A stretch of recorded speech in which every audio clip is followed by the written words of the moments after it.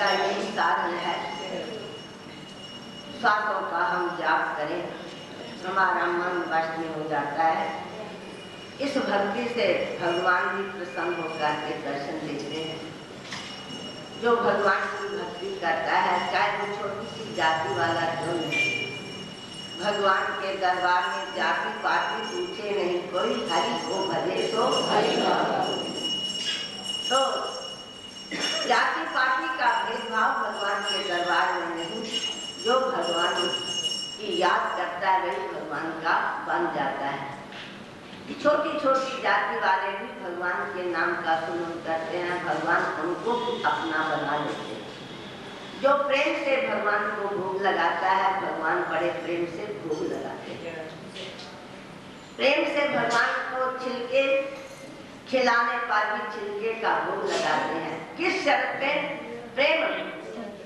प्रेम में जो मगन हो जाता है, मस्त हो जाता है, जिसको अपने शरीर की शुद्धि नहीं रहती, इतना प्रेम हृदय में आ जाता है, उस प्रेम से भगवान छिलके का भी भोग लगाते हैं। तो किसका भगवान ने छिलके का भोग लगाया?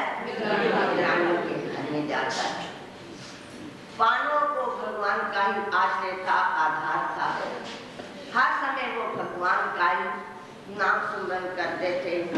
पांडवों को जब वनवास मिला, 12 वर्ष उन्होंने वन में रह कर व्यतीत किए। 1 वर्ष अज्ञातवास राजा विराट की नगरी में रहे। जब वह वर्ष पूर्ण हो गया, अब विचार करते हैं कि दुर्योधन से राज कैसे वापस लिया जाए। धर्मपुत्र युधिष्ठिर तो कहते हैं दुर्योधन हमको शांतिपूर्वक 5 गांव भी रहने के लिए दे दे, हमें स्वीकार है, हम युद्ध नहीं करेंगे। तो अर्जुन जी, भीमसेन, नकुल, सहदेव सब तो ये कहते हैं हमारी भुजाओं में शक्ति है, हम तो युद्ध करके भी अपने राज को वापस लेंगे। एक धर्मपुत्र युधिष्ठिर ही शांति चाहते थे। इस प्रकार जब विचार परामर्श हो रहा है, यही विचार करते करते निश्चय हुआ कि दुर्योधन के पास दूत भेजना चाहिए। दुर्योधन के मन की क्या इच्छा है, वो क्या चाहता है? उस समय भक्तवत्सल भगवान अपने भक्तों का काम करने के लिए भगवान स्वयं दूत बन करके जाते हैं पांडवों की ओर से। तो जब भगवान जी पांडवों की ओर से दूत बन करके गए, तो पंजाबी की कवि ने लिखा है, दूत पांडवा दे बन के मदन मोहन, विच हस्तनापुर दे आए मोने, उस प्यारे दी आन दी खुशी अंदर, नगर वासियां भवन सजाए मोने। भक्तवत्सल भगवान अपने भक्तों का काम करने के लिए भगवान दूत बन करके हस्तिनापुर में जब आए, जब हस्तिनापुर में रहने वाले भगवान के भक्तों ने सुना कि भक्तवत्सल भगवान हस्तिनापुर में दूत बन के आ रहे हैं, भगवान के आने का समाचार सुनकर भगवान के आने की खुशी में आकर उन्होंने अपने अपने घरों को बहुत ही सजाया हुआ है। आज त्रैलोक्यनाथ भगवान हस्तिनापुर पधारेंगे, बड़े प्रसन्न हो रहे हैं। इस विच शक नहीं कुछ और, अपने पापा के कारण घबराए होने, ए पर झांकी मनमोहन भगत जना दे मन हर्षाए। कवि लिखता है, इसमें कुछ समय की बात, जब कौरवों ने भगवान के आने का समाचार सुना, वो अपने पापों के कारण घबरा रहे हैं, क्योंकि पापी के मारने को पाप ही बलवान होता है। और भगवान की सुंदर झांकी के दर्शन करके जो भगवान के भगत थे, उनके मन अत्यंत ही प्रसन्न हो रहे हैं। इधर की मनमोहन दे दर्शनारी, तो दुनिया अखियां फर्श बिचार सी, उधर कखानी कुटिया विच बैठी, पत्नी विदुर दी औंसियां इधर भगवान के दर्शनों की प्यासी भगवान के आने का रास्ता निहार रही है। भगवान कब हमको दर्शन देंगे? तो उधर घास की कुटिया में बैठी हुई विदुर की पत्नी भगवान की भक्ता भगवान के आने का रास्ता निहार रही है कि भगवान क्या मेरी कुटिया में भी आएंगे, मुझे दर्शन दिखाएंगे। इस प्रकार विचार कर रही है और प्रार्थना करती है, हे प्रभु कृपा करके आप यहाँ आकर के मुझको दर्शन दीजिए।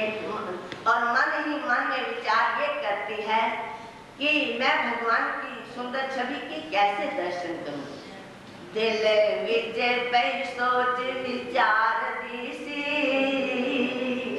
देखा किस तरह छवि भगवान की मैं, पावा श्याम संसार दे किसी कोई, सेवादार बन उस दे श्याम दी मैं।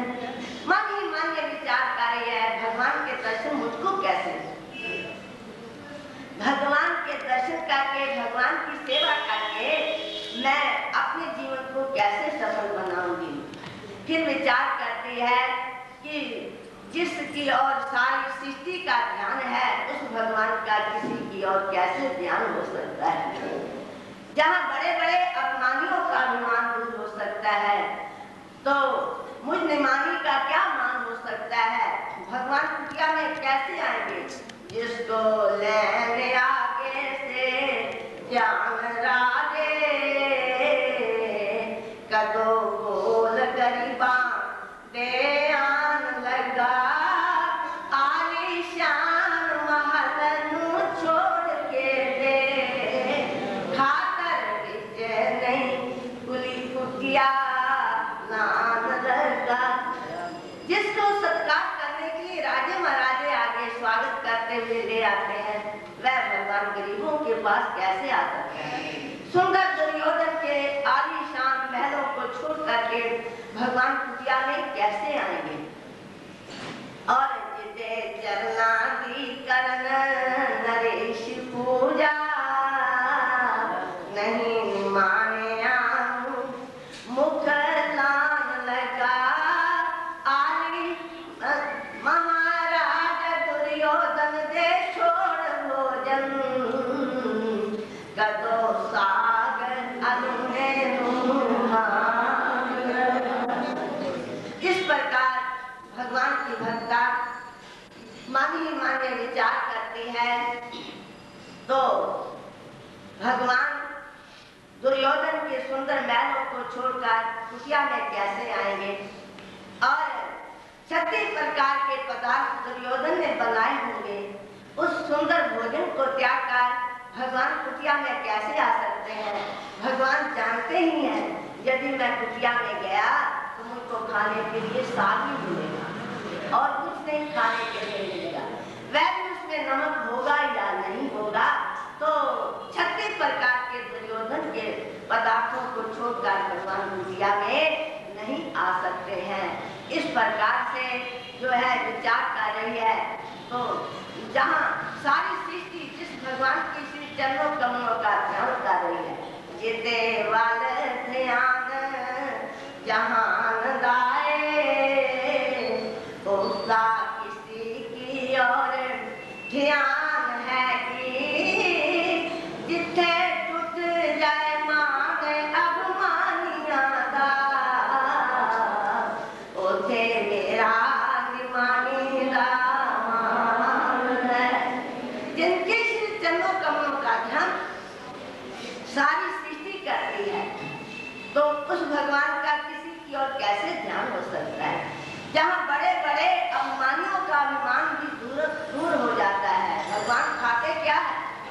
अभिमानियों के अभिमान को खाते हैं। भगवान किसी के अभिमान को नहीं रहने देते। वहाँ मुझ निमानी का क्या मान हो सकता है, ऐसा विचार करते करते निराश हो जाती है। इस निराशता में भी एक बात जब याद आती है तो निराशता दूर होकर के मन में भगवान के दर्शनों की आशा लग जाती है। वो कौन सी बात याद आती है? हे प्रभु, मैंने ये भी सुना हुआ है, मोहन कोट है तेरी नियोटियां, तेरी शान ये कष्ट निवार देने, तेरे वास्ते तो बड़ी बात कोई नहीं, दे पापियां दे तू बेकार दे। हे प्रभु, मैंने ये भी सुना हुआ है, जिसका संसार में कोई आश्रय नहीं, कोई आधार नहीं, प्रभु आप उनके आधार बनते हो, उनके आश्रय बनते हो। हे प्रभु, आपके लिए तेरी तो ये ईशान है, आपकी श्री चरणों कमलों में जो दुखी होकर के पुकार करता है तो आप उसके दुख को दूर करते हो। हे प्रभु, तुम्हारे लिए कोई बड़ी बात नहीं, पापियों को संसार सागर से पार करना ये कोई बड़ी बात नहीं। इसलिए तो जब मैं आपकी दयालुता की ओर देखती हूँ तो मुझको अपने अवगुण कुछ दिखलाई देते हैं। जब मैं अपने दोषों की ओर देखती हूँ तो घबरा जाती हूँ। इसलिए तो हे प्रभु, आपके तेरे दया दयालु सब